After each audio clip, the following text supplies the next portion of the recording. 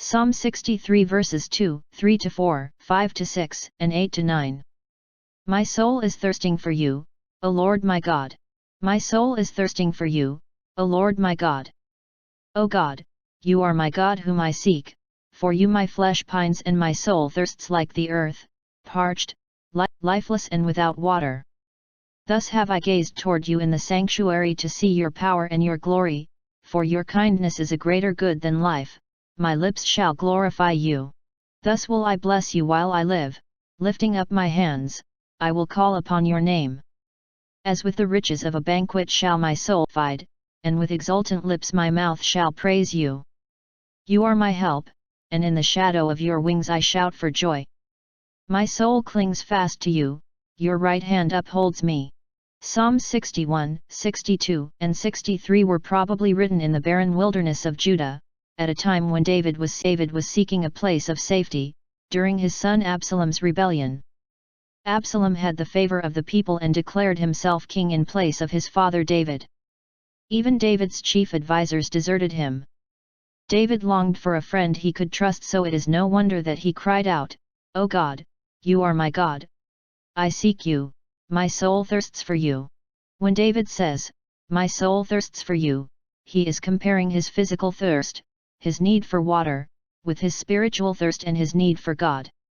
Verse 5: I will lift up my hands and call on your name. In ancient times as in present time, raised show both worship and appealing to God's mercy and grace. It also highlights our relationship with God. We, the child, raise up our hands to the Father, with the hope of receiving His fatherly blessing, or help, as He gathers us up by our upraised hands into His loving arms. David has plenty on his mind, Absalom, who killed David's oldest son out of revenge, and in time even turned against his father, who had saved him from the death penalty. But David doesn't spend his sleepless nights scheming, or focusing on worry caused by Absalom. No, he focuses on God, by meditating on the wonderful things God has done for him. We can learn from David's actions. When you can't sleep at night because of worry, focus on a Bible story and how God's saving hand entered human history, to resolve an issue or save a person's life. David's confidence in God is expressed in verse 9, "My soul clings to you, your right hand upholds me." This indicates that no matter what happens to David, he will be faithful to the Lord. David turns his back on his earthly worries. David chooses to speak to God in prayer. He chooses to meditate, not on his worries, but on God's goodness and mercy. He chose to search for God's deliverance.